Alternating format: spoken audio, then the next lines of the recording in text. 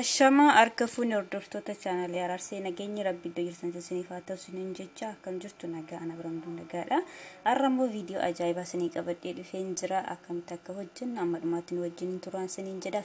Viidiyoon isaa viidiyoo fuula keenyaaf ta'udha. Xalaadha fuulli keenya yoo nu gurraacha'e xalaadhaaf yoo ta'e kan nuuf ta'udha jechuudha. Irra caala xalaa kan nurraa balleessudha. Fuula keenya irra xixxaabii wanti gurraachi yoo jiraate fuula keenya sirriitti nutsuu kan godhu kan qulleessu jechuudha. Fuula keenya sirriitti haddeenyaaf illee kan nuuf ta'u jechuudha. Akkuma argaa jirtan kana ruuza fideen dhufe ruuza dheedhiidha jechuudha kuni. Akkuma argaa jirtan ruuzadha kuni. Bishaan fideera jechuudha. Sirriitti fuula keenyaaf ta'a jechuudha. Akkamitti akka hojjennu viidiyoo keenyaan gadhumaatti ilaaluun sirraa eegama. Chaanaalii kiyya warri haaraa taatan subscribe, like, share naaf gochuu hin dagatina. Warri dura jirtan immoo guddaan sin galateeffadha. Warri na jajjabeessaa jirtan koomentii na barreessaa warri jirtan warri jabaadhunaan jechaa jirtan guddaan isaa sin galateeffadha. Galatoomaan siniin jedha. Warri haaraa taatan immoo chaanaalii kiyya subscribe gochuu hin dagatina siniin jedha. Chaanaalii YouTube Araarsee jala waan mo barbaadan iyyuu argattu dheerina rifeensa keessanii miidhagina fuula keessaniif kan ta'u bareedina xalaadhaaf kan xalaa sanirraa balleessu hundasaa argachuu dandeessu viidiyoo YouTube kiyya jalaayi. Har'a immoo akkamitti akka hojjennu fuula keenya sirriitti kan nu bareechu viidiyoo ajaa'ibaa isiniif dhufee jira jechuudha. Har'a amma dhumaatiin wajjin turaan isiniin jedha. Ingidihi kun akkuma argaa jirtan ruuzadha.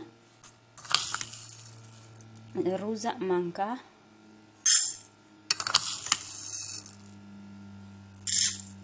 lama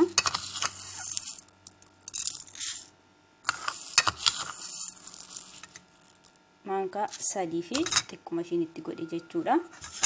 Akkuma argaa jirtan kana maaliif isammoo akkamitti akka goonan gadhumaatiin wajjin turaan isiniin jedha. Bishaan burcuqqoo tokko jechuudha wayin immoo kana laastikii tokko yookiin burcuqqoo tokko jechuudha. Walumaa galatti bittan naqa jechuudha. Ganitti naqee booda immoo abdirra godhee nanaffeelaa viidiyoo keenya hanga dhumaatiin wajjin turaan isiniin jedha. Turchi gaarii. Toleeriyoota kiyya akkuma dura isinitti agarsiise kan ruuzii bilcheessee jira jechuudha. Garuu abdirratti isinitti agarsiifne dhiifama isiniin jechaati. Kun akkasittiin bilchaatee jira jechuudha ruuziin. Bilchaatee jira. Eega bilchaateeti booda wanfiitii irratti naqanna jechuudha.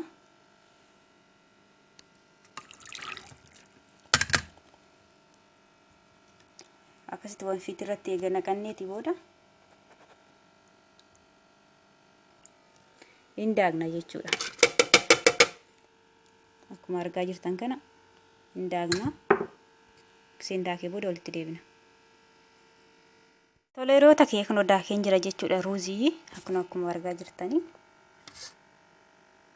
Egaa daakeeti booda asirratti naqanna jechuudha. Deebifnee dhuma mishkaalaa irratti yookiin immoo wanfiitii irratti naqanna jechuudha.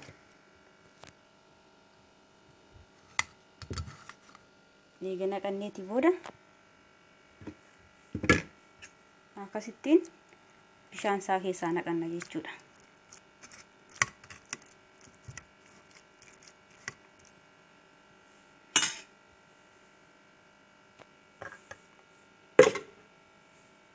Bishaan isaa eega akkasitti keessaa naqanneeti booda toleeriyoota kiyyaa kunoo akkuma dura daakatti bishaan keessaa naqadhetti jechuudha. Ruuzii daakee jechuudha.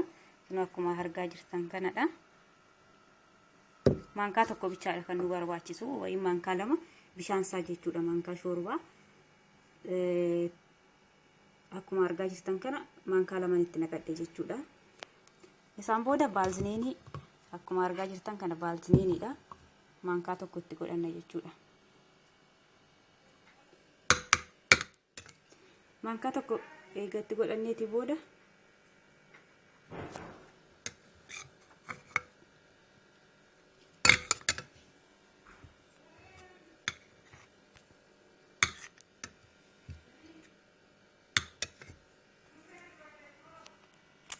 dhiifama.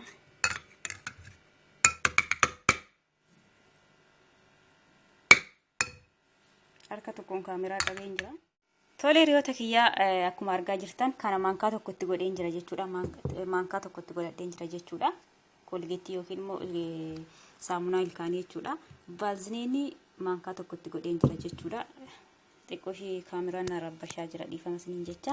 Isaan booda akkasitti waliin makan jechuudha. Waliin makeen jira sirriitti jechuudha.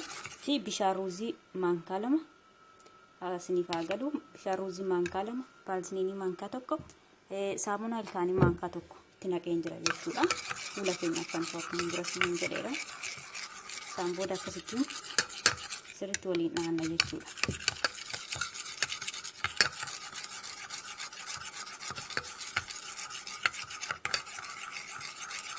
Sirriitti waliin akka waliin dhahannu akka sirriitti wal fudhatutti sirriitti waliin dhahuu qabna jechuudha.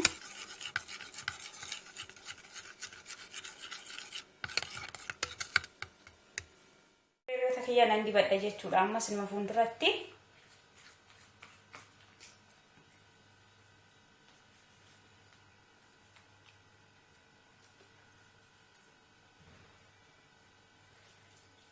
sirriitti fuula keenya qulleessa jechuudha.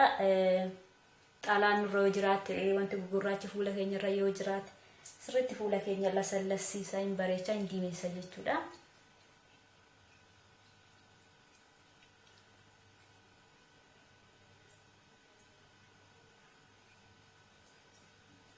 Akkasittiin daqiiqaa 20 ofirra tursuu qabdu jechuudha.